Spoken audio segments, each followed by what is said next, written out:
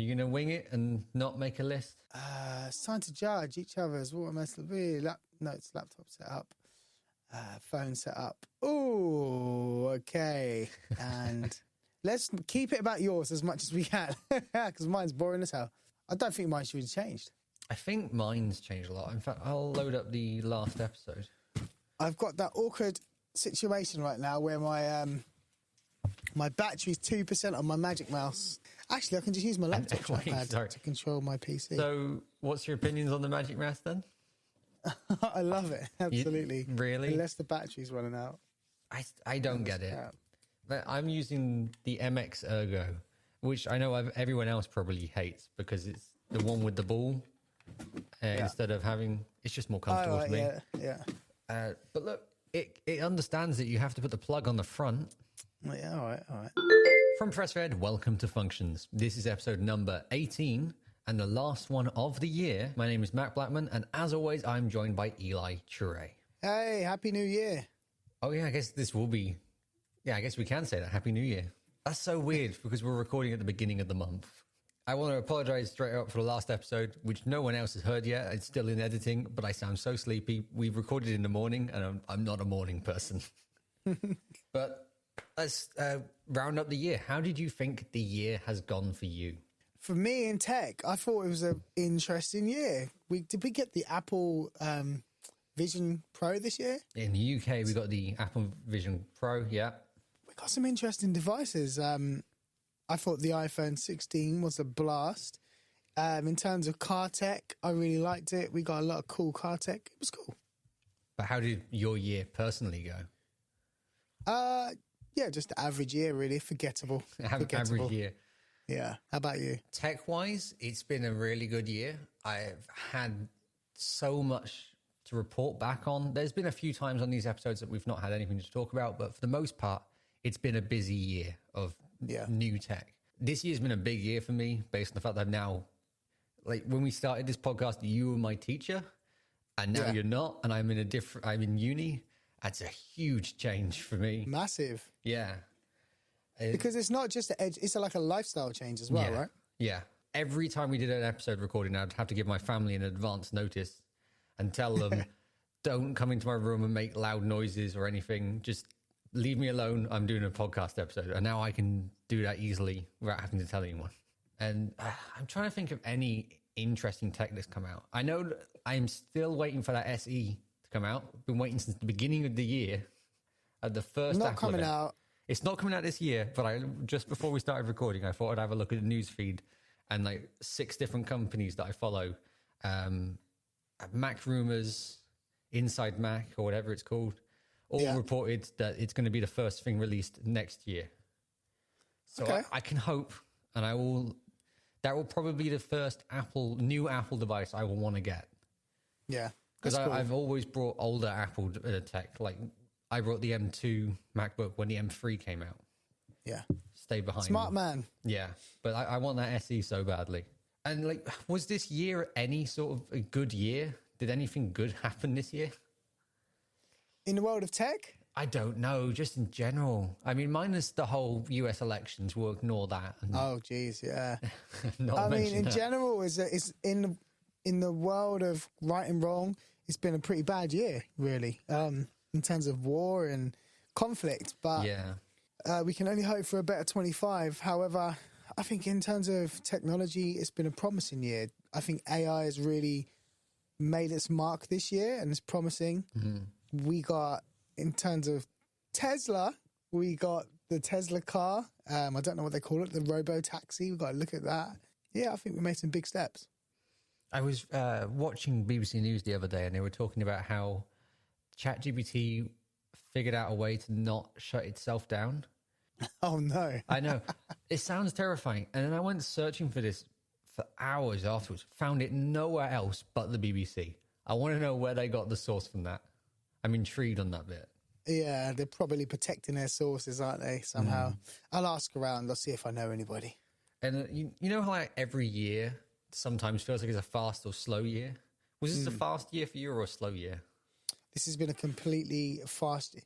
Oh, every year. Do you know what, Mac? What you'll find is, post 25, every year is a fast year. It's just Christmas. Oh, it's Christmas again.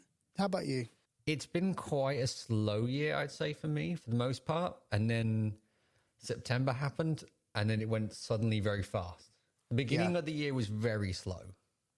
And I guess since I started working for Transient is when stuff just skyrocketed, because then I was always busy. Yeah. Yeah, I think that's what it is. When you no longer own your time, it kind of goes really quickly, doesn't it? One bit of tech that came out this year that I would love to get are the AirPods Pro 2. I own the AirPods Pro. The Pro 2 are pretty cool. Apart from in the UK, the feature that I want most is not there, and that is the hearing aid feature. I saw someone hack theirs by sticking it in a microwave. What did that do? I have no idea. I read an article on it, and it made no sense to me, any of it. So, interesting idea, but they did it. How do you come to that conclusion? I'm going to put this in the microwave. I have no idea, but these people have got too much money. Or what about the Matter standards? So that's starting to become a bit more accepted now, a bit more available and cheaper now. I'm quite happy with that. I've got a couple of Matter devices now. Yeah, I'm always happy that that Meta is getting Meta. No, not Meta. Not Meta. Meta. Oh, what was it? You said it. Matter. Matter is getting more and more support. It's still too slow for my liking, in my opinion. I still feel like we need to rush to get, well, not rush, but we need to have more companies support it. Yeah. I think the big three obviously are from now on, being Google, Amazon and Apple. But I don't know if there's, well, it's an open standard, so there's not a fee. There's no license fee, so I'm not sure what it is. But they are starting to come out. If you look up plugs, I bought a couple of Matter plugs from a Chinese company that is unknown, smart plugs that were not much more than regular plugs.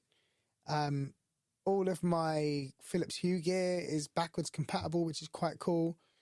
Yeah, it's cool. I just wish that Ring doorbell stuff was backwards compatible, but it ain't. My bet for the next year, it's going to be the year of home tech products. Is going to be the push, because I've heard a lot of leaks of Apple having the new HomePod thing that they were working on. Yeah. Google's got their Google TV thing coming out, and they updated this year their thermostat, which I've forgotten the name of. Which I'm annoyed about, Nest, because I've got the Mark II and I've got the Mark III now, which is Matter, and the Mark IIs are not going to be backwards compatible, even though it's just a software update. Yeah, but that is my bet for the next year, is that it's going to be the year of home products. Amazon have just released this year their new OS as well. I think it's called Fire OS. Of course. Why would you want that as the name of a house thing? That's a terrible name. We can make smoke alarms. Yay. But yeah, so they're obviously getting pretty serious about that, because it all used to be backed by Android, or skinned Android. I'd be happy for them to leave Android, because they probably have the worst branch of Android I've ever used. Yeah, I agree. Right, I've got two more things actually to note. Is I do this thing thanks to, actually I'm wearing a t-shirt from this podcast right now. Thanks to Cortex, I do yearly themes instead of doing, what do people normally do? New Year's resolutions. New Year's resolutions. That's it. I haven't looked at what I should do for next year yet. We'll find out in the next episode, I guess. But for now, I want to kind of look back, because this year was the year of personal growth, is what I called it. Mm-hmm. Because I'm a person who doesn't talk to a lot of people, tries not to get too involved and stay out behind everything until absolutely necessary and kind of screw it over. So I've been trying to push myself to be more open and less scared of everything. I think I've achieved a little bit of that, but still failing a little bit. But that was the point of that yearly theme for this year. Well, you've taken, it's a success in my opinion. You've taken two large steps in going to university, like going out, living by yourself in a city, a big city compared to where we are, with lots going on your own.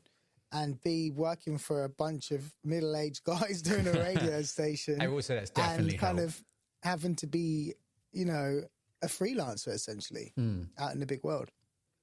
That's probably been the area that's pushed me the most, is working for Transient Radio. I'm going to mention them so much. I noticed in the last 3 recordings, I've mentioned them a lot because they have done a lot for me. And I guess the last thing to ask in this intro and follow-up section is just, what are your plans for Christmas?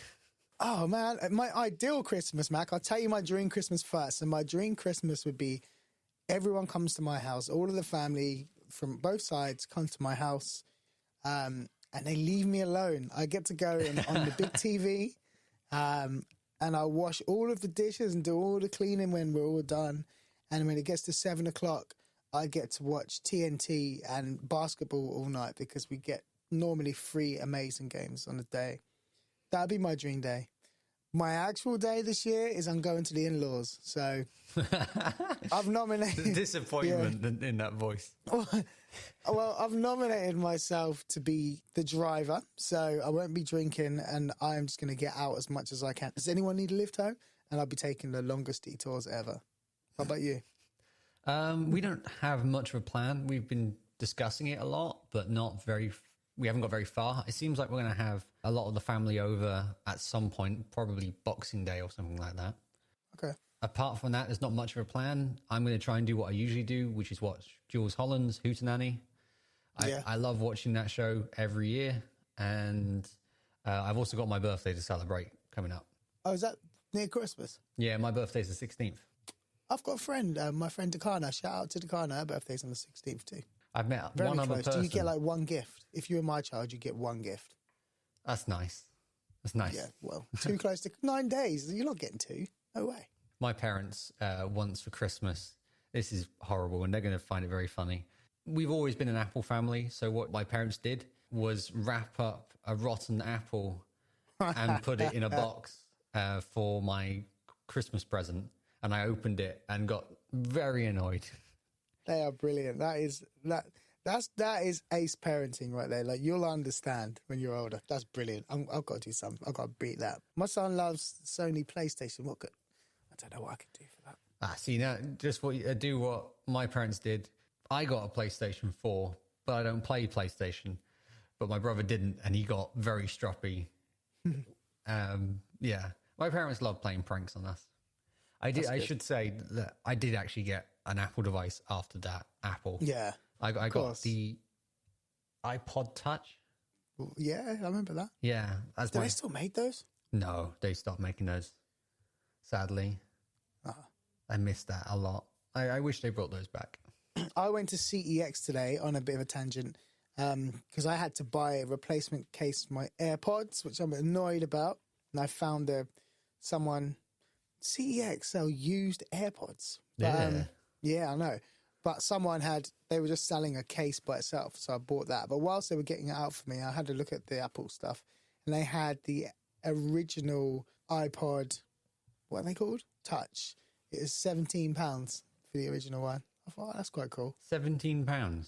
Yeah. I've still got my original iPod Touch in a drawer at home. You might be able to sell it for a £5.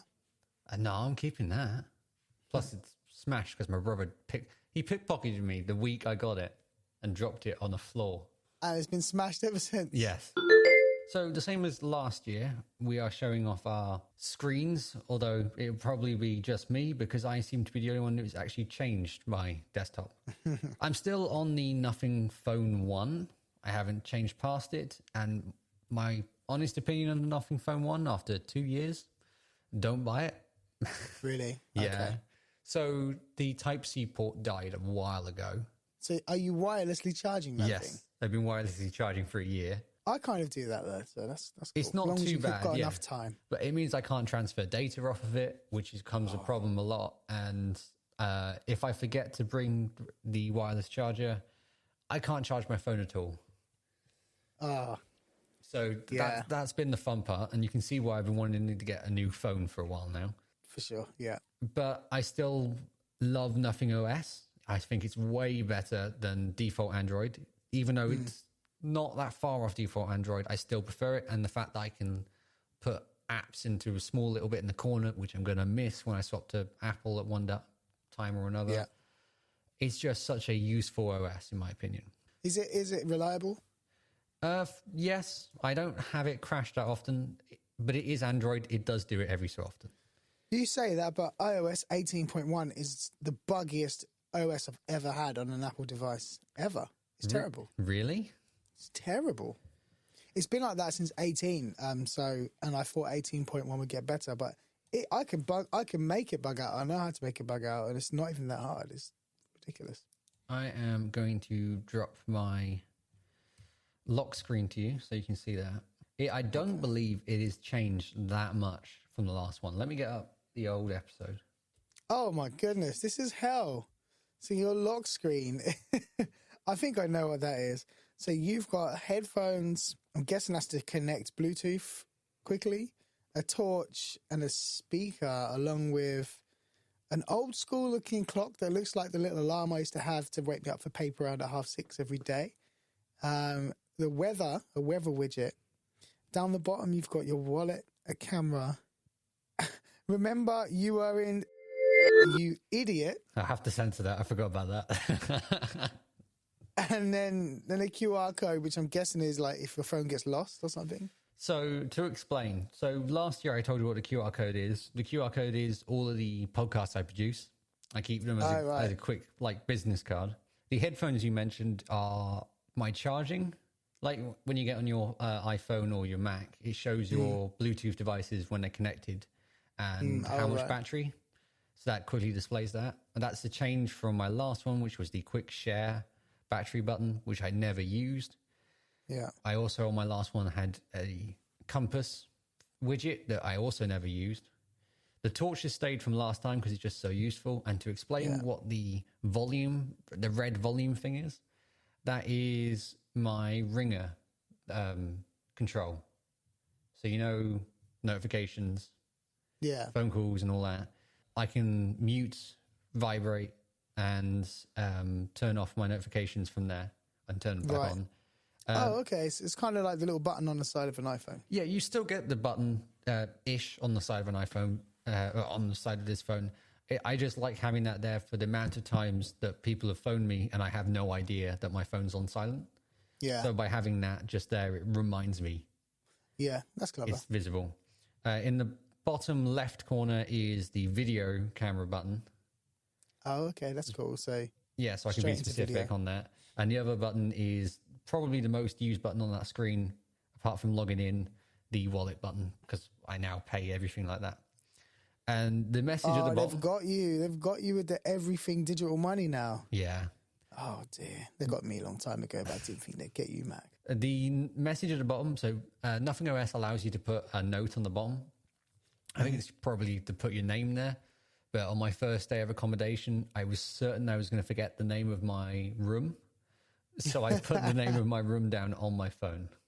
Oh, sorry. So I've just read out your location. Don't worry about it. I'll censor it. It's fine. I didn't realize that. Okay. But that's my lock screen. I'm guessing your lock screen is the same. And you've got a wallpaper that looks like you're looking through either like some sort of a plastic window or one of those kind of...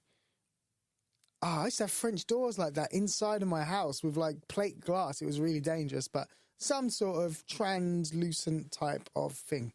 Yeah, in fact, that's a huge change because last time to increase productivity, I had no wallpaper on my phone. It was just grey and black. That was it. This time around, I've gone for having wallpaper just because it was more aesthetically pleasing. And it's all because we got a lava lamp. And that is a photo of a lava lamp on that phone. Right. The little glass effect you're seeing is an effect that comes with the with Nothing OS. You can apply it to anything on the lock screen. Okay. Cool. Well, I've sent you mine. Mine is super exciting and interesting. It's exactly the same as last year. It's not quite. It's a little bit different. There are some subtleties there. I see the buttons have changed on the bottom. Yeah. So obviously since last year... Well, I'll let you talk for it. Go for it. So last year you had the light button and the camera button, and you had the weather widget on the top and the normal clock. But on the new version, you have the Tesla button in the corner because you're a Tesla owner now. Yeah. A Yale button, which I'm guessing is home security. Sort of. Okay. The weather widget literally looks exactly the same, so I think that hasn't changed. And your wallpaper... The only difference I can tell is it's darker, but that's probably because we're recording at a later time than the last time. Exactly. So yeah, pretty good. I mean, I think it's in night mode or whatever. We're on iOS 18 now, so we can do more of our home screens. We're finally close to Android. In fact, I was looking at your Android and thinking that's kind of like a bit like an iPhone, I guess. Now, or our iPhone's a bit like yours, so let's say. I've also got, and I've just realised. Oh, okay. So yeah, at the top, the biggest giveaway is I've got a notch now because now I'm on an iPhone 15 Pro Max. Well, I was on a 12 before. In the notch, you've got my little camera notification. This is something Android doesn't do. That's an offer of a handover because it knows I'm on a call on my other device to you. And it's like, do you want to take that over here? Well, I'm not going to take that. Yeah, the weather widget is the same. I don't know why I have the weather widget because if you look above the clock, it kind of tells you the weather of the location that you're in. But you don't have that on the last one. So is that a new thing that Apple added? I think so, yeah. I think you can enable that. And yeah, bottom left, I've got the Tesla app. And my widgets are pretty pointless. I set these up when we got the ability to have widgets. And now I realise I haven't got the right ones. I think I need to play with it a bit because the Tesla app, it launches into Tesla app. And you don't really need the Tesla app because you would only really need it to get into the car, I guess, if you got locked out. But if you've got the phone and you're near the car, you're going to get into the car anyway. So if you wanted to play games like push the fart button or something, but then why would you need quick access to that? I just thought, I'm going to need this. And the other one, Yale, is my front door. And same again, you only ever need to go into the Yale app if the front door doesn't automatically open when you get to the front door, which it always does. So I've kind of got two redundant buttons there. I guess... Could you put the Yale in the control panel instead? Yeah, that's probably better. But no, I can't because Yale are rubbish with software and they don't have it. Okay. They don't have any kind of control panel buttons yet. They don't have a widget. Do they have support for shortcuts in the shortcut app? Because that's an older thing. Maybe you could port forward. I don't believe they do. I'm going to look now, actually. Let me just type in Yale. No, nothing. Yale software is terrible, but the door is amazing. So you get into the driveway if you're driving, and it will notify you on the watch your door's unlocked. You walk up to the door, it's open, close it, it locks. But you can't change the amount of time that you get to get into the door before it automatically locks again. So if I've got things in the boot, I'll pull up and I'll have to like run to the door before I go, because you get like 15 seconds or something like that once you're in the jail fence. So that's why I've got the app, because those times I do just miss it. Like I literally hear it locking as I get close to it. I can hit that button and then Face ID my way in. So Yale needs to work on that then. Yeah, but they're not going to, because I've had the door for about 5 years now, and it's been updated once, and that update was required them to send a physical module out to me that I had to put into the door to upgrade it and then do the update. It was free. What? But still. Okay, right. Yeah. Yale. So I hope by next year then, based on this conversation, time for a change on your home screen then. Yeah, I think after this call, for sure. Yeah. Bad timing then. I'm going to share my actual home screen now. Okay. I'm expecting like a void with one button somewhere. It's not too different compared to the old. I thought I'd made it more different, but it's not. That's quite cool though. I mean, so you've got your calendar taking up like a third of the screen, and a sleek player in the middle. I should say, so during the summer break, I swap it to TickTick. And then what's TickTick? TickTick is a to-do list app that I use. It's the only one. I used to use To-Do List, which I mentioned in the last episode, but I ended up not enjoying that one as much and find it more nagging than useful. Yeah, I use TickTick because I can have it in my hotbar on my Mac, and it's just incredibly easy to have it sync up between everything. Cool. But all right, so then you got a folder, that headphone icon's there again, a watch app with a question mark. That doesn't look good. And then a phone icon. I don't really. What's going on there, Mac? last time I had a kind of folder for all my apps. I got rid of that and kind of focused towards only having on that screen. I have 1, 2, 3, 4, 5, 6 apps and 2 widgets on that screen. Yeah. I also increased the size of everything just so I didn't have any empty space. I still don't have anything in the bottom row because I just don't like anything being there. By default, Android puts a little search bar there. I don't want it. I don't want anything there. My hand does not reach there. It's uncomfortable. I want it. Oh, I think that's cool. I see that on all the Android phones and I think, yeah, that's really handy. It's not for me. Okay. I know I'm trying to not do as much searching on my phone. I do all research and searching on my MacBook. All proper work is done on my MacBook. This is more podcasts, scrolling Instagram, sadly. I don't want to, but I do. And keeping up to date on lessons and tasks that have been set. Okay. So yes, back to what I was meant to be talking about. The thing that has the headphones, the phone, and the watch, that's all battery. Again, exactly the same as the Apple widget showing off the 4 possible places that things can be charging. Yeah. That is my Nothing phone, my WH-200s, whatever they're called from Sony's, and my Nothing watch. The watch I would recommend to absolutely no one. I generally think that might be the worst product, maybe the second worst product Nothing's ever made. The glue stick headphones that I own as well, what are they called? The ear sticks, I think maybe. Yeah. They broke within a week of having them. Wow. And I've been using them ever since, but they are literally only ever used for when I'm going to bed and I want to put on a podcast and fall asleep. Yeah, okay. You wouldn't take them out on the road? I wouldn't be able to hear them. Everyone else would hear them and I wouldn't. Okay. They're not useful headphones. But yeah, that's the battery section. And then in the middle of the screen, exactly the same as last time, is my podcast app of choice, Pocket Cast. I'm thinking of leaving Pocket Cast. I'm still paying for their subscription. I literally just paid for it again the other day. How much is it? So when I started, it was about £5 a year. Really good deal. You in. Very good deal. And then they got bought by WordPress. And now it's like £15 a year. Still cheap. Well, it's not that bad. It's not that bad. It's not the price that's putting me off of it. I want to try more things. I want to try Overcast, but yet again, I'd have to swap to iPhone to use that. But okay, if I was to say, it's just a really good one, in my opinion, Pocket Cast. If you're a person who listens to podcasts a lot, but you don't feel like it's worth paying a subscription, it's a bloody good app. Okay. And one of the things that always sucks me in, you know how Spotify just did their Wrapped thing?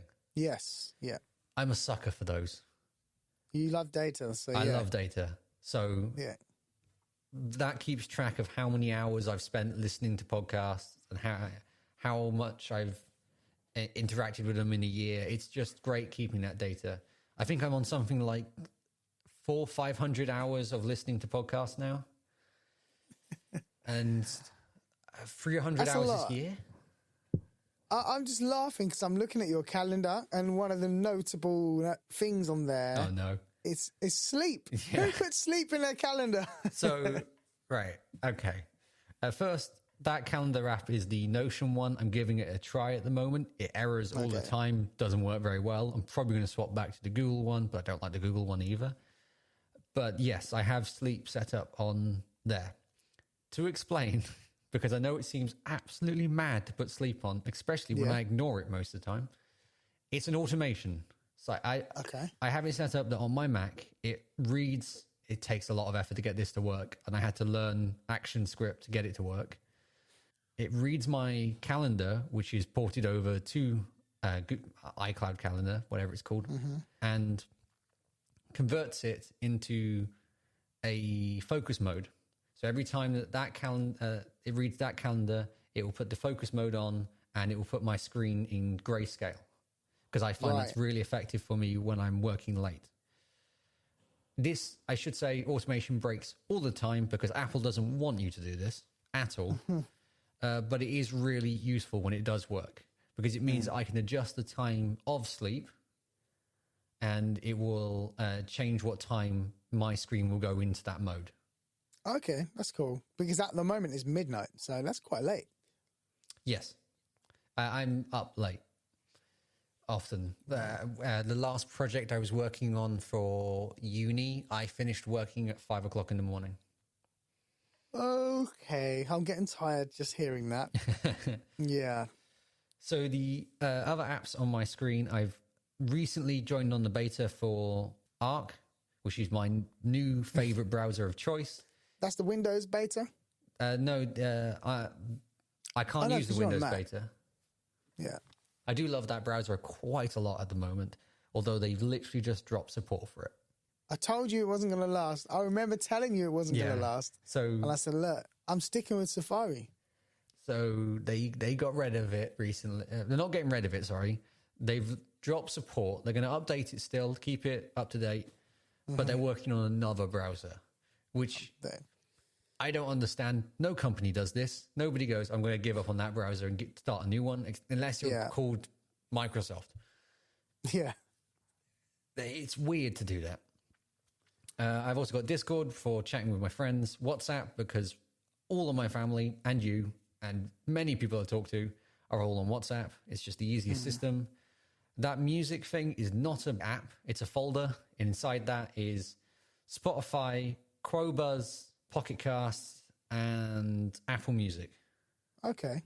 So you got Spotify and Apple Music? Yeah, I'm planning on transitioning. Let me ask you a question then. What was the best, Apple Music Rewind or Spotify Wrapped? I haven't used Apple Music yet. Literally, it's there in hopes that one day I will swap over to Apple Music instead of being on Spotify.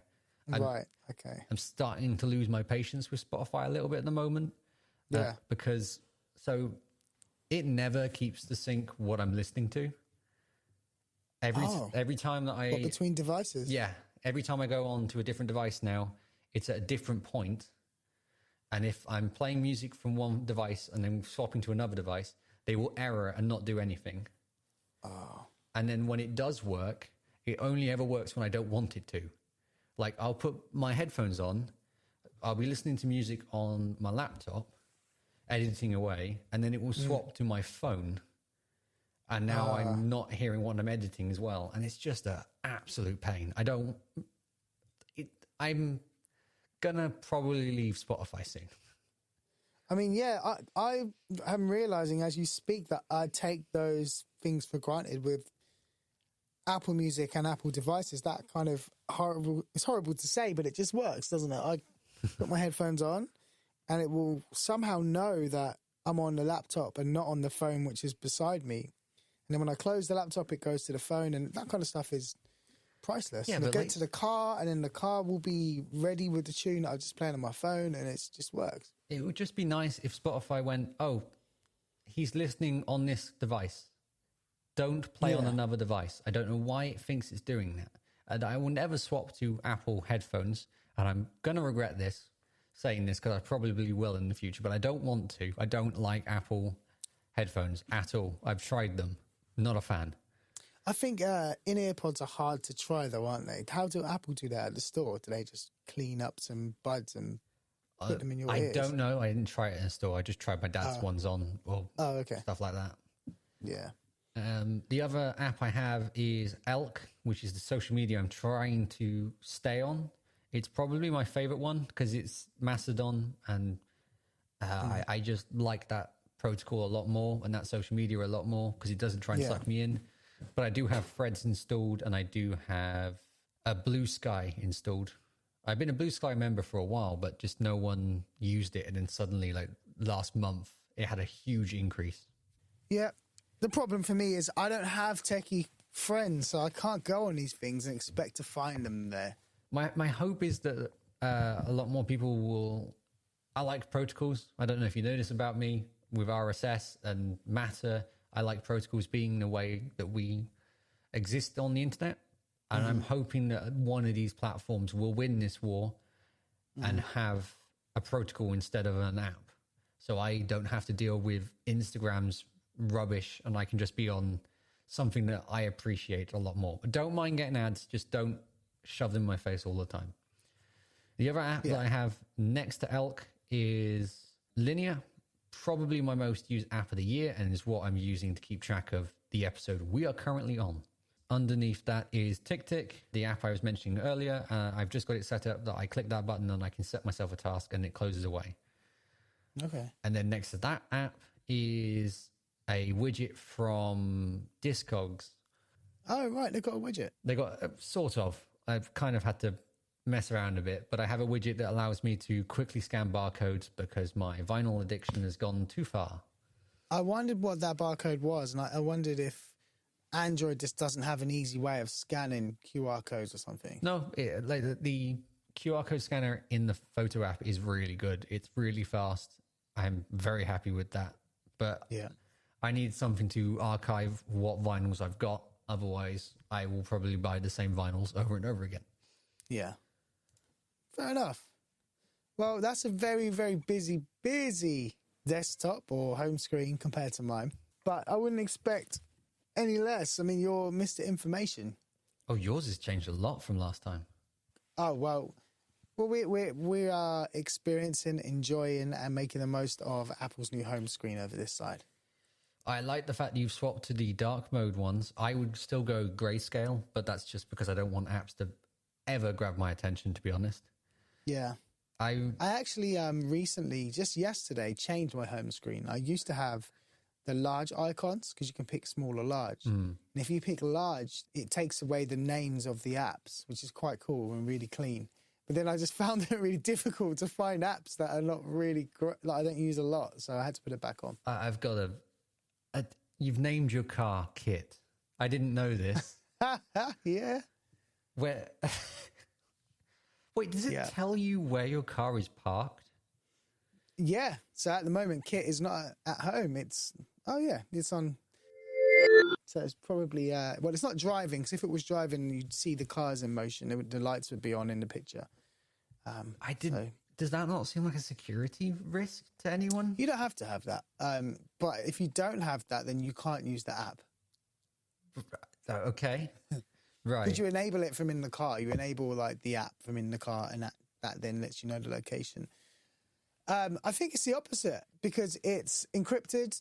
Only I can see it, or whoever's got the app. My wife's got the app too. So it's a tracker on your car. So if anyone steals your car, you know where it is.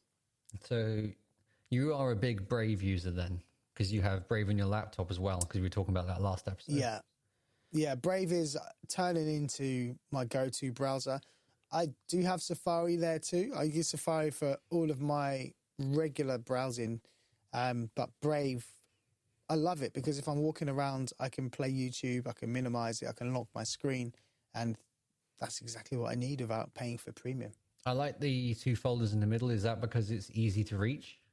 Exactly that. Yeah, so I've got authentication, which has just got, the authentication apps, one for everything at the BBC requires authentication. Even if you close a tab on the same machine, you have to authenticate everything. So I always need that immediately.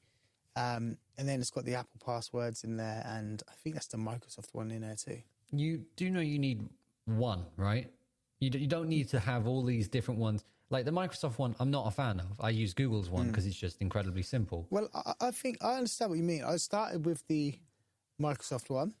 So this is how it happened. The Microsoft one, my other job required you to have it, and I didn't know of any others at the time. Used it.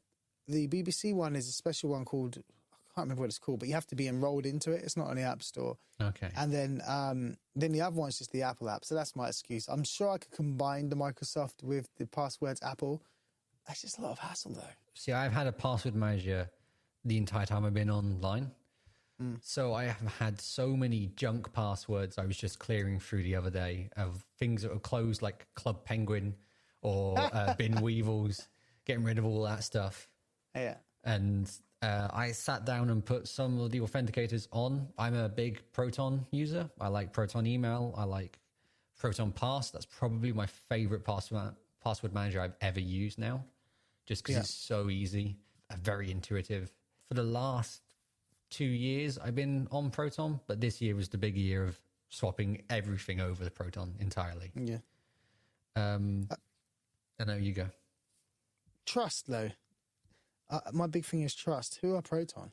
Proton's a company set in, I believe, Switzerland. So they have really good data protection laws in Switzerland. I believe they're in Switzerland. Let me go double check that. You hope so. They're probably in Texas. No, I think I remember Proton location. I talked to James about it. Okay. There we go. Proton. Does that add authenticity to it by saying that? No. Talk to James. It must be safe. Why is it so difficult? Learn about Proton. So their whole thing is that they want to make Switzerland, born in Switzerland in 2014. Okay. The whole thing is they don't like how the internet is treating security. So they try and make a much more secure system. They're kind of attacking Google. They do whatever they can to try and get more people to use a secure system. And they're very useful to follow online as well, because they talk about all of the leaks that happened for companies and how, because it's good marketing for them to say, look, we're better than them. We haven't had a leak. It's going to happen one day. That's what happens to all these things. But I just trust Proton more based on where they are and the rules around it. And they're very open with how they deal with this all. So I'm just on their website now, and you got the VPN, the pass, the wallet. Yeah. Proton Drive, so secure your files and documents. Now, I've been looking into an alternative way to secure my files, because I don't know if you know, I've got quite a big archive of footage. It means nothing, but it's all my footage, and you never know in the future, it could mean something. And I use Google Photos currently because I can send links to people, and it's coming really in handy in an exhibit I was recently featured in. But talking to a friend who's quite high up in industry, he's telling me that I should get my stuff off of Google quite quickly and start to get it onto, like, to own it, essentially, and not have to pay to access it. And he put me onto arweave.org. Have you heard of it? No. Arweave. And essentially it's a decentralized storage. And you pay for your storage, but you use it, and it's yours forever. Because it's decentralized, it's kept on the blockchain. He swears by it, and he's an interior designer. He works for one of the biggest companies in the world, and he swears by storing all of his data and stuff on there. So I'm yet to do the full investigation and the deep dive through the interwebs, but that's on my list of things to do. And I just wanted to know if Proton is decentralized or if it's just owned by them. That's the problem with storing your stuff. It is owned by them. That's the issue, isn't it? Yeah, that is an issue. I think we should do research as like an episode actually into this kind of world, because I'm very interested in Web 2.0 and having decentralized systems. It's just the future I hope will happen. Don't know if it will happen, but it's what I hope will happen. And this is a very interesting approach. I'll definitely have a look at it, but I also wouldn't trust it. For my personal, I know this is going to sound really bad, and also I've been really researching into doing this myself. I want to set up a NAS or some sort of storage server in wherever I am. One of the things I've been looking at is a Zima board, which is like a Raspberry Pi for servers. So you can host Plex or have your own server infrastructure on it and easily access your files. The reason why is because since working for Transient Radio, there you go, they're brought up again. Put a counter up on that. Yeah. Sorry, carry on. I have had a lot more files to deal with, including the recent live stream. I took like 8 hours of recordings, and I have to edit all that. And I would prefer not to have that on my computer and on the portable storage I have on me. I want to have a little network attached storage in my accommodation. There are many really good alternatives. Linus Tech Tips was recently talking about, I think he's called Hex something. That sounds satanic in a way now that I think about it. I would recommend probably looking at the, bless you by the way, NAS World. Did you hear that? No, I saw you. Oh. Yeah, I'd recommend probably getting the NAS more than setting up with these systems. They're not easy, but they can be easy if you buy one that's pre-done from Ugreen. They're pretty good at doing that. Heard a lot of good things about their new NAS stuff. Is the cost of keeping your NAS running cheaper than the subscription of £25 a year to Google? Yes, in my opinion, it probably would be. The setup costs a lot of money, but once you've set it up, you don't need to really worry about it. You're paying the electricity bill still to power it, but depending on what one you go for, you shouldn't need to push a lot of power to it all the time. You can probably put it in some sort of mode. Storage is probably a thing that me and you have to deal with a lot with what we do. And maybe this would also be a good topic to talk about at some point, is just trying to figure out storage.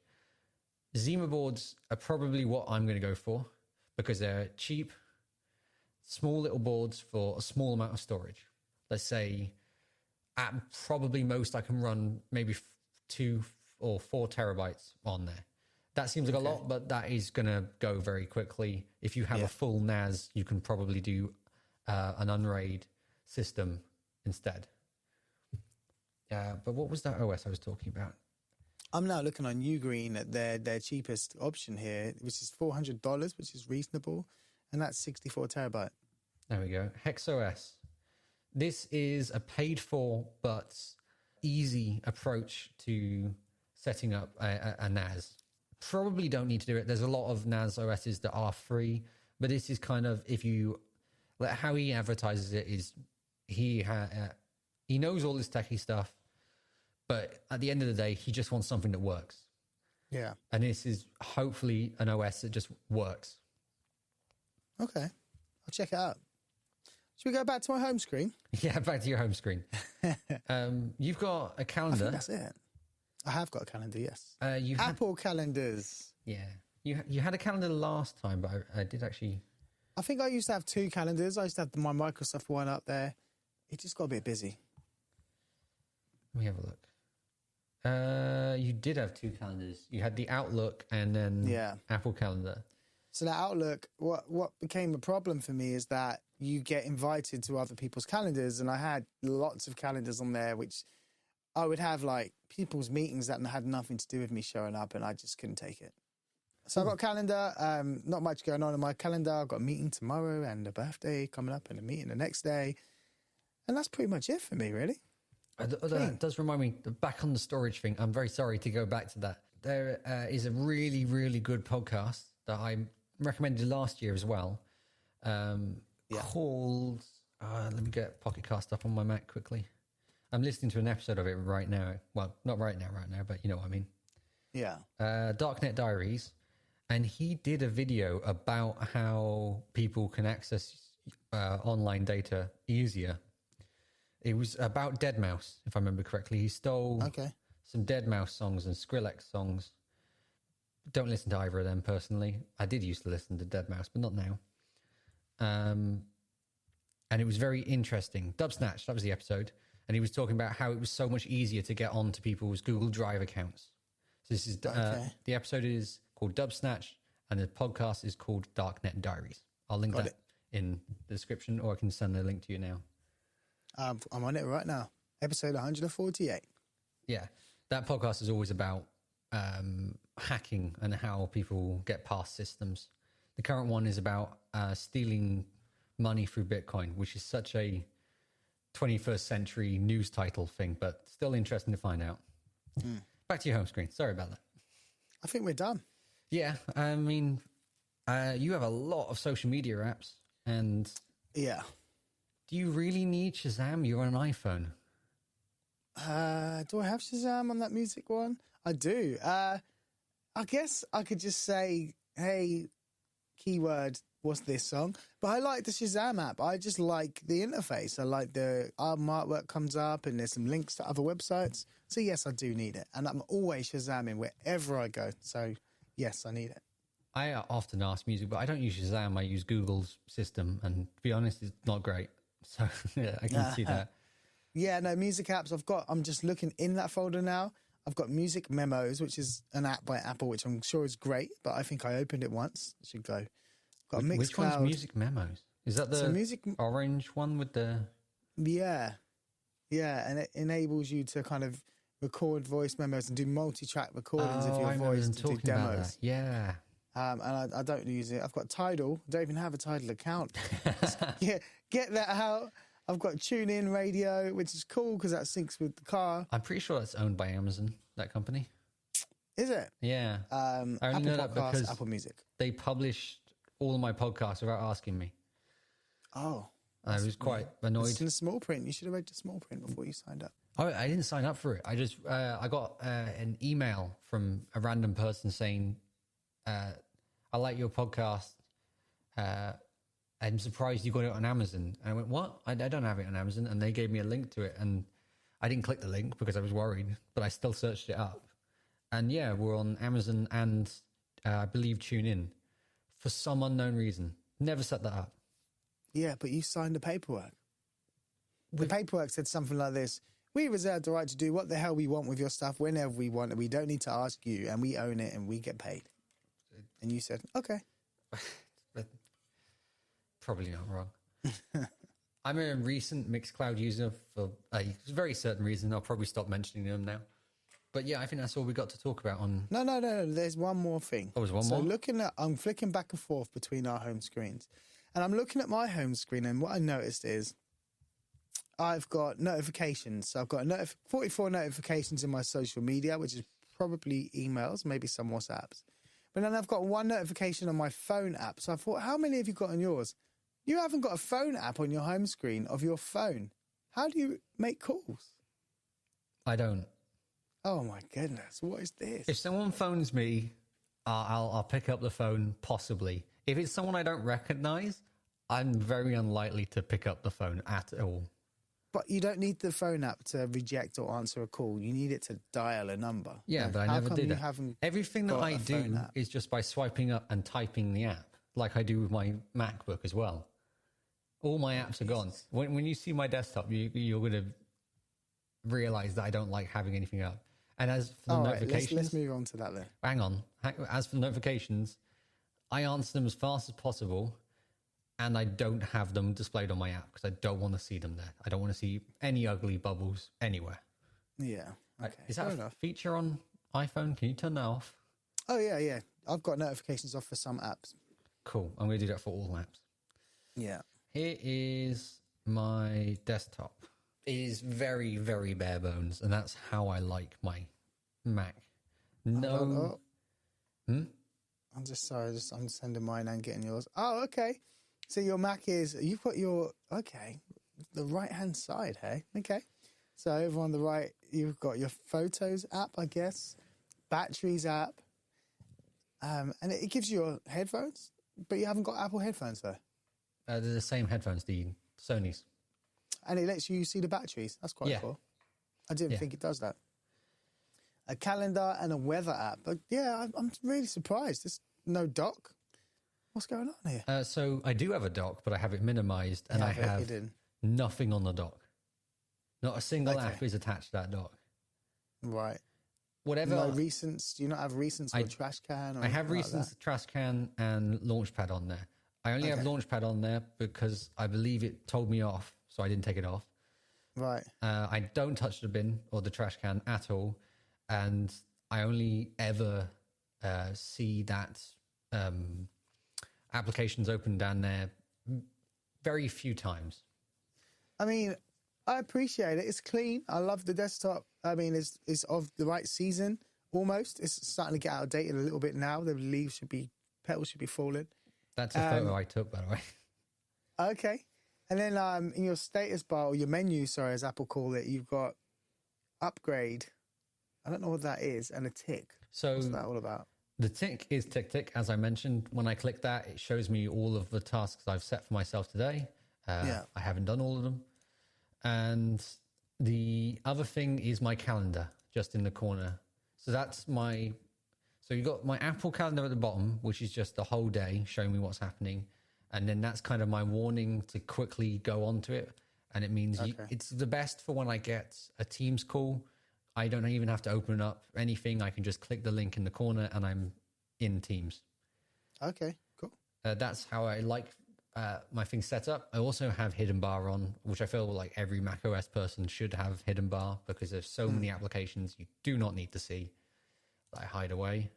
And that's cool. How do you do that? Hidden bar. Well, where's that option? It was an app I've installed on. Oh, right. Okay. The App Store. Tell you what, why don't I just share my screen with you instead of sending you a photo? Oh, that's my recording. I can see you recording every track out of your output. Yeah, well, I didn't want to be asked to fix it or do anything. So, yeah, so up here I've got my tasks of what I've got to do, and then my calendar app is easy to just bring up, and I can click when I've got a meeting to quickly join it. That's cool. The Photos app is just photos of my family. It was one of the recommendations for when you come to uni, you should have a photo of your family, but I don't want to have anything on my walls, so I've got it on my desktop instead. Cool. And as I said, I do have the bar at the bottom. I just never look at it. Everything I do is done through Raycast, my favorite app probably, and I launch every app using Raycast, which is just a modified Spotlight. Okay, that's cool. And up until recently, I used Magnet, the app, but it was one of the things that was stopping me from using Illustrator, so I had to get rid of it. And I'm recently learning the Apple shortcuts to snap windows. Not a fan of them, but I'll get there. Cool. That sounds cool. Yeah, it's surprisingly simple. I like it. That's how I like my computers to be. On my on my PC back at home, I just have a bar at the top, which I know already that annoys people, moving the bar from the bottom to the top. And that is it. Okay. I don't like having much open. Okay, well, I can't share my live screen with you because I'm not on that machine. I'm on a different one. Mm-hmm. But I have shared you my laptop screen. And as you can see from the screenshot, my battery is running low, but I should be all right for now. Oh, I like the gradient. Yeah, nice and plain. I don't like sometimes I do. I don't really like a busy desktop. Personally, I'm a fan of having the monochrome widgets. I'm not a fan of having... It's too distracting to me. Because if you see on my one, they're all just black and white. Well, they go monochrome when you use other apps, so they kind of fade into the background. And when you select the desktop, they come full color. That's how I have it. Do you ever see your desktop? Because I don't. I never really see my desktop. I've always got things fully covering it. Right? No, I don't use apps in full screen mode really, unless I'm doing something like an edit. If I'm browsing, I'll usually snap and that kind of stuff. Use half the screen. You've also got, I'm guessing, your recent projects on your desktop. So whatever you're currently working on. Kinda, yeah. Stuff that normally my desktop has things that I don't quite know where they belong, so they'll go there until I figure out where they go. So yeah, I've got kind of like a screenshot from a receipt from my train the other day because my train got delayed, and so I claimed compensation on that, which is quite cool. Some TV studio images that I had to send to someone, technician. A screenshot. Oh, you can't see what I'm doing, can you? No. Screenshot to an image. I screen grabbed somebody's video the other day, and I was in some... Don't you love seeing yourself in other people's stuff? That never happens to me. And someone had a video from the market in the year 2002, I think, and I'm in the market, so I screenshot that. And just a couple of bits. I've got my daughter's song and a drone folder and a timetable, which I've just deleted. So yeah, quite straightforward. Everything. My menu bar is a mess now. I'm looked at yours and I'm thinking, oh crap, I've got a lot on here. Hidden bar is great. Highly recommend getting it. Because yeah, I've got significant app, which is next to the camera there. I don't need that. That just runs in the background, and I think it calls home to tell the BBC that this laptop is safe. I've got my Surfshark there, my VPN, which is sometimes on, sometimes not. And then after that, I've got my favourite app that I don't know the name of, the Paperclip. What is that called? It's so good, I don't even know what it's called because I used to shortcuts to it all the time, but it's called Copyclip. Oh, I've heard of Copyclip, yeah. Copyclip is... When you get onto another PC, it just doesn't feel like it works without Copyclip. So you've got shortcuts that you can set up that enable you to do things like copying an image into text onto your paste bar. So I think it's Command, Option, Control, O. and you can just draw a square around anything, and it converts that text, and you can paste it anywhere you want, which is really great for getting URLs of images, and whatever you see can be copied. But it also, when you click on it, gives you your clipboard for the last maybe 20, and assigns the first 9 to a command key. So like command 9 will paste whatever's 9 from the clipboard. Really cool app. Free. I think it's free. Then I've got Shotter, which is another screenshot app, which is just better than a default screenshot app. And I think that's it. I don't have much more. The others are just standard. I got one app that I forgot to mention that you didn't mention, but I think I remember when I first got a Mac, I showed you it and you did not like this. I have a custom top bar, menu bar. I modified it to have the, I think, snow leopard look. I know I like the look of it, and I know that many other people would not like the look of it. It's perhaps the only thing that I think makes my desktop to other people not likable, but I like it.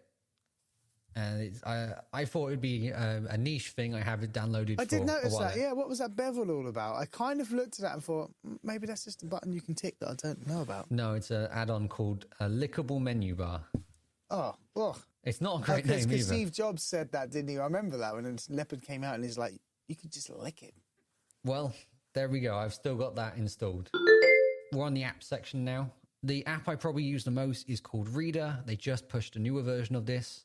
I like the old version. It's an incredibly easy way to just read all of your RSS feeds. And for doing this podcast, it's perhaps the most required thing for me. I spend a lot of time now reading articles, and it's just incredibly useful to have it as one place. I know Verge is doing something new at the moment, so I'm intrigued on how that's going to break my system, but we'll wait for that. The second app that I will recommend to every Apple user, and I mean all of them, is Brew. The most overcomplicated system, but I love it. What are you doing? So why recommend it to us? It allows me to install quite a lot of apps through Terminal, which I can quickly change to something else. For most people, I'd recommend getting Raycast through Brew. You set up a command, you get it all installed, and then you get Raycast and you can install all the apps using that bar instead. I like using Terminal. This is a recent for me.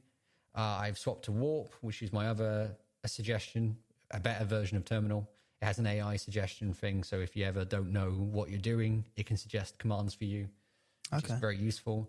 But Brew is just amazing. I've got a video coming out about it soon, and I could not live on macOS without it. In fact, I imagine my time on macOS would be a lot shorter and would want to leave faster if I didn't have Brew. Okay, that sounds cool. Well, yeah, my apps that I'm using at the moment haven't really changed much. You just saw me like putting my phone under my armpit, and that's because I was thinking, I'm going to show this app. An app that I'm using at the moment that I really, really like is called LibraLink. I'm currently testing on my body an app that is tracking my blood levels, my glucose levels. So that app just taps onto my arm and then it starts telling me in real time what's going on with my blood glucose, which is really cool. So I'm currently running a test. Okay.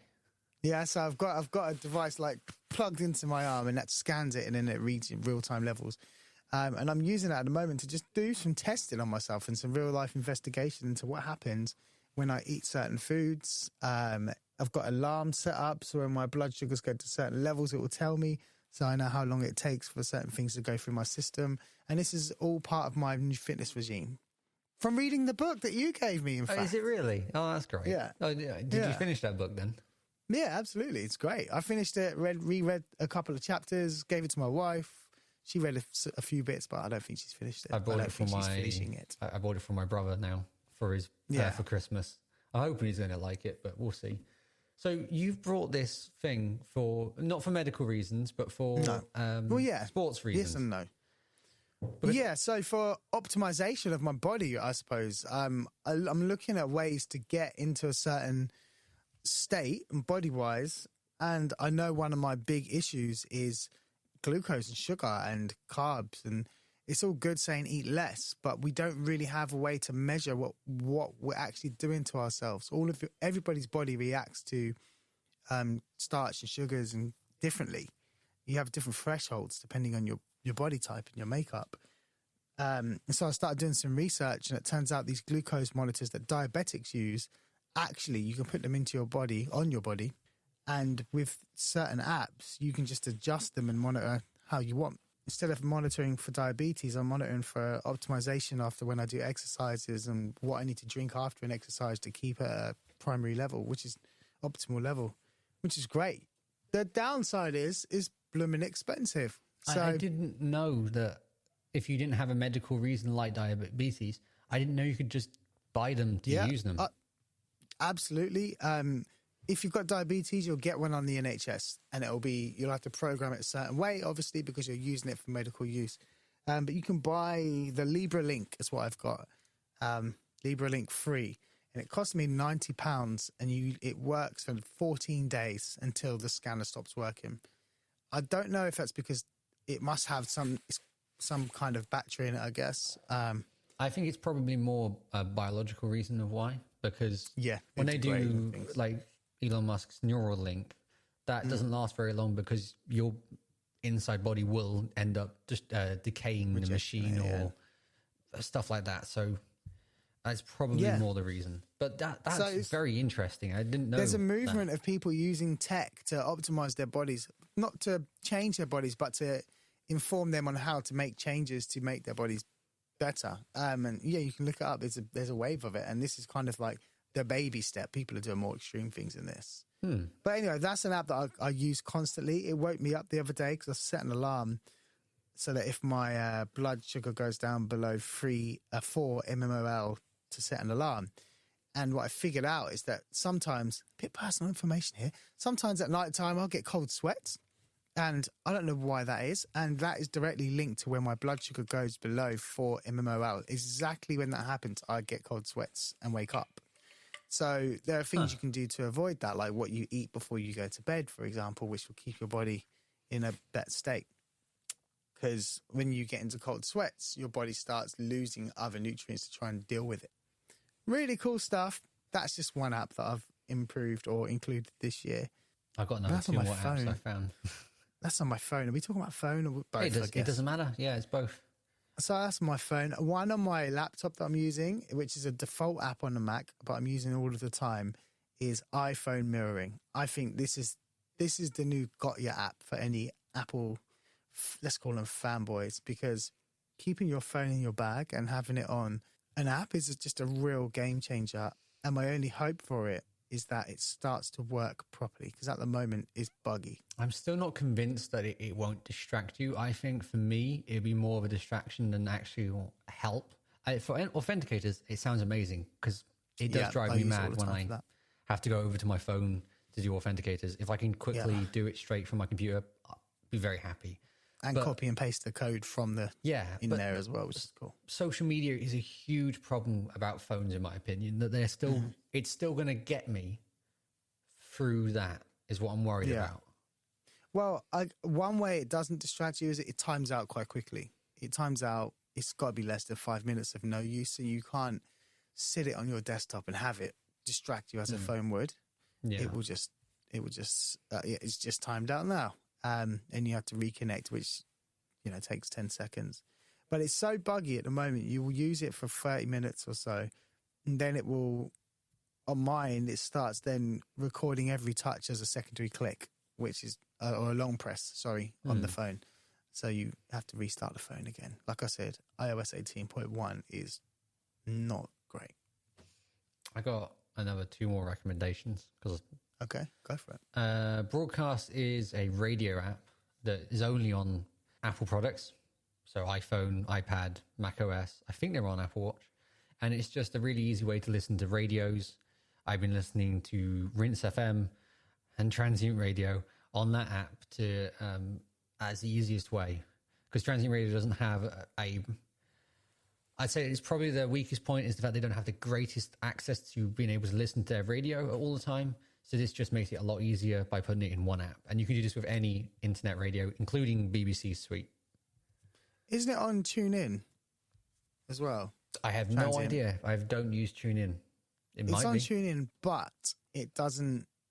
You can't listen to it in real time. It kind of shows up as podcasts on TuneIn Radio. Oh, did not know that. Yeah. I'm now getting Broadcast Now. Thanks for that recommendation.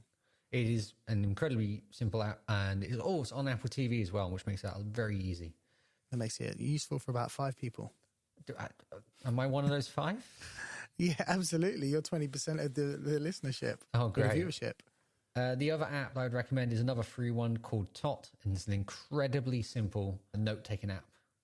You get, I think, 6 pages, and that's it. And you can't go any further than that. And it's just great for whenever I'm in a meeting or I need to quickly note something down, but I know I don't need this for very long. Then I use that. I don't use the Apple Notes app. I did use Google Keep, but I don't anymore. It's just I don't ever have to take a note for very long.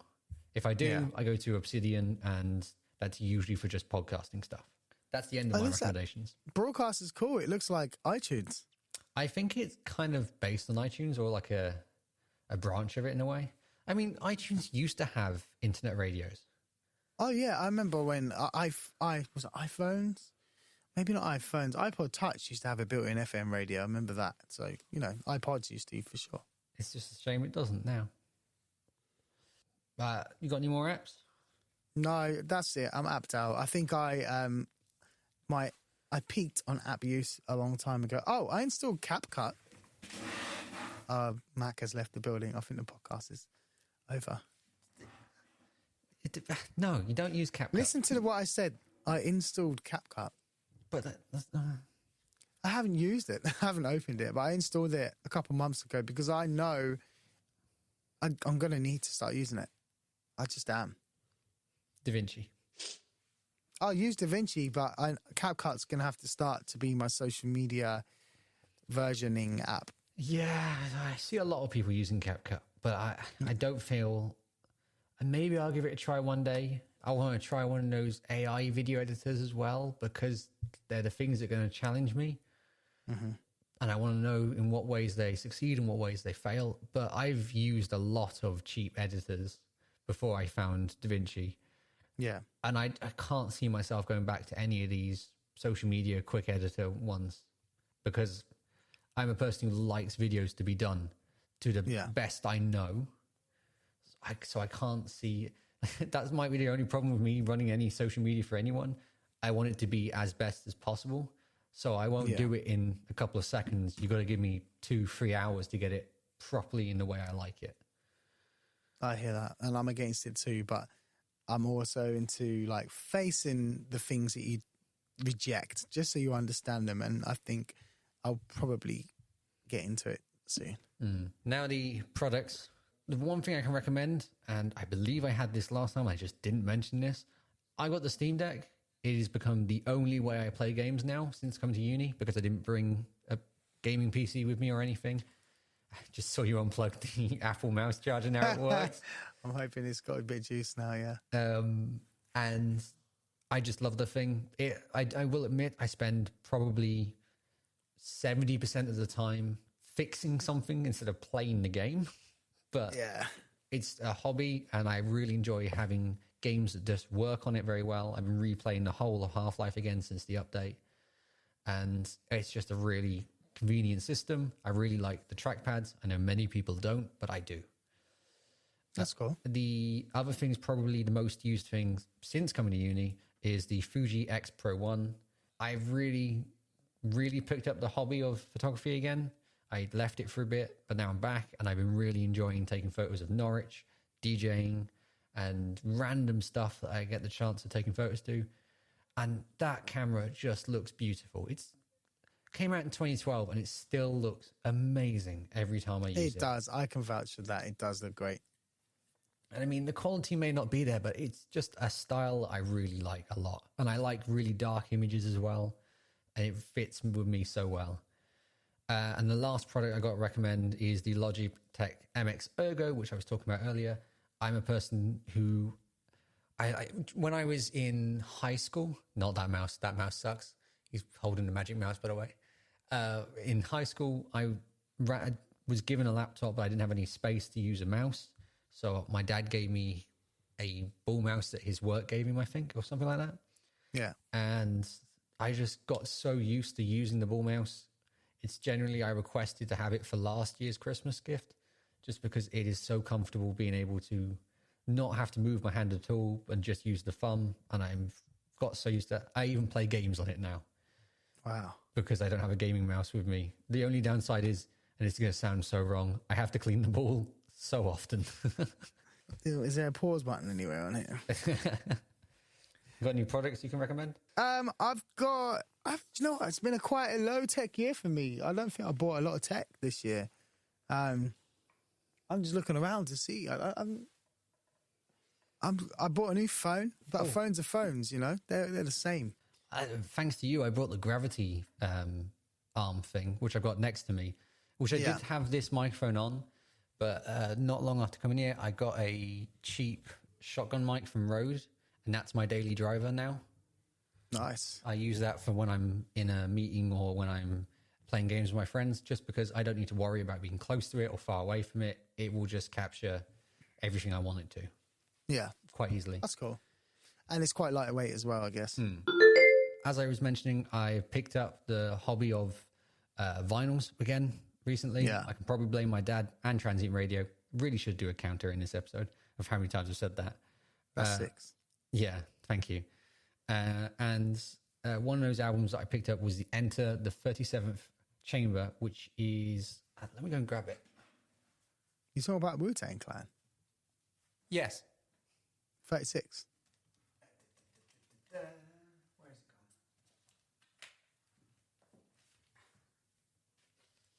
it gone? 36th Chamber. This is the 37th Chamber.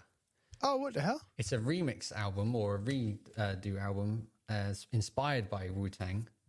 Okay. From L. Michaels Affair.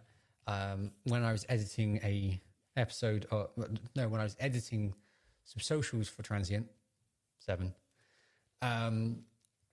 one of the people, Machitsky, I'm probably pronouncing his name wrong, was holding up this vinyl, and then I went into the store seconds after editing it, or an hour after editing it, and I saw this, and I picked it up without listening to it. It is a really good album. Highly recommend listening to it. It's available on Spotify. 37th Chamber. Okay. It's great. Is it only on vinyl? No. I mean, would it be suicide musically to do that? It's fine.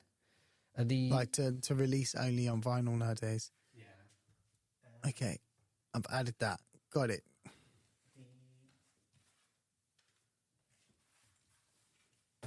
I love the fact that we got like an older person and a younger person, and you've got all the vinyl and I've got all the digital. I've been recently backing up all of my stuff to iTunes, which has been very funny to do. And I mean iTunes, not Apple Music. Next album I'm going to recommend is one I brought last week. It's so good, though. Anything that he makes is really good. And this came out on the 22nd of November on vinyl version, which is Small Changes from Michael Kiwanuka. Yeah, we talked about him. We talked about it. Really good album. Highly recommend listening to. Maybe not his best album, but he's difficult to have a bad song from him, really. Yeah. I've discovered him this year. I know I'm late onto the train, but what I found is I'm quite disappointed and embarrassed to say the way I'm listening to his music is the way that Apple gives it to me. You know, this is like top 8 songs or top 12. I'm actually just listening through them rather than an album.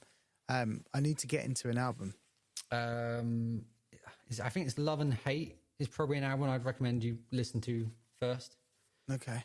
And finally, the whole reason why I started buying vinyls this year is the Mr. Scruff Ninja Tuna album, which I also mentioned in this podcast in the past. It is just really good, and I'm glad I own it finally. Nice. And Roots Maneuvers on it. I see Roots Maneuver there straight away. Yeah. In fact, like this one down here, the Stockport Carnival, I put a link in the last published episode to the game, and I found out it's on Steam at the moment, so that's fun. Oh, cool. And finally, I am a big fan of Late Night with Jules Holland at the moment, which is the show on BBC 4. Yeah. I've been watching that every weekend, and my favourite film of the whole year has to be Alien Romulus, but I am an Alien nerd. Wow. Is it that good? I really enjoyed that film. Dune came out this year, Dune 2. That was a really good film. But I still had more of an impact from Alien that stuck in my brain more than June did. So I just would highly recommend that film. And I never watched June. You've never watched June? No. I saw June 1. Fell asleep watching it, and June 2 came out, and I totally skipped it. Yeah, not me. Not me. I don't like these I'm in the desert, I'm going to save your planet type films. They're just boring. We've seen it all before. And I know it was one of the original ones, but it's too late. I would like to say that the whole reason why we're doing this podcast today is because of June 1. Yeah, well, maybe not. Do you think that's responsible for tech?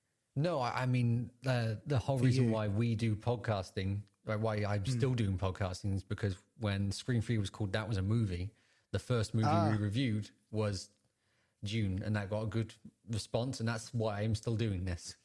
Oh, wow. Okay, cool. So why didn't you do a June? Anyway, we'll skip that. We'll skip that conversation. Yeah, fair point. But have you got any media? Like this, it's been a good year, but it's not. Hip hop is. I'm a hip hop person. Hip hop's gone through a lot of changes, so I've been listening to a lot of older music as a result. But if I was to go into new music that I like this year, Chromacobia by Tyler, the Creator, is a masterpiece. Chromacobia is Tyler, the Creator's new recent project. He produced all of it top to bottom. And it's a very musical album. I come from an era where Timbaland... I've seen this. And listen, check it out. Where Timbaland and Neptune's kind of shaped the sound of the early 2000s, and he is really inspired by them. Like, he likes Neptune's chords, he likes Timbaland's percussion, and he just mashes it up. And on this album, it's kind of really gritty and saturated and experimental in some places. Love the album. It's only got 2 songs I don't like, and even those I can put up with. So there's that. And then there's Doechii. Doechii is an artist who's on the same label that Kendrick Lamar just left. And it's called Alligator Bites Never Heal. And I'm really upset about this because this album came out maybe 2 months ago, maybe more. And I love it. And no one really listens to it. And she's done a Tiny Desk this week. And now all of a sudden, she's everywhere. I saw that. Yeah, and her performances are everywhere. And my wife's coming up to me and going, "Have you heard Doechii?" You know? Oh, no. So I've got a feeling she's no longer going to be mine. But a really good album. She sings, she raps, she's funny, she tells stories. It's great. I can always recommend Yasmin Lacey every year. Still recommend Yasmin Lacey, and after meeting her, even more. But that is everything done. So next time we record an episode together, it'll be a different year. It'll be 2025. How old are you turning in 2025? Oh, well, I'm turning 20 this year. So you're turning 21. Yeah. I don't like the idea of that. We were discussing that in uni. It's like, there's someone else that I know who's also got the same birthday as me, and we're turning 20. Okay. And we both dated like, we don't want to turn 20. So, yeah, that's going to be fun. I'm sure you'll be fine. Yeah.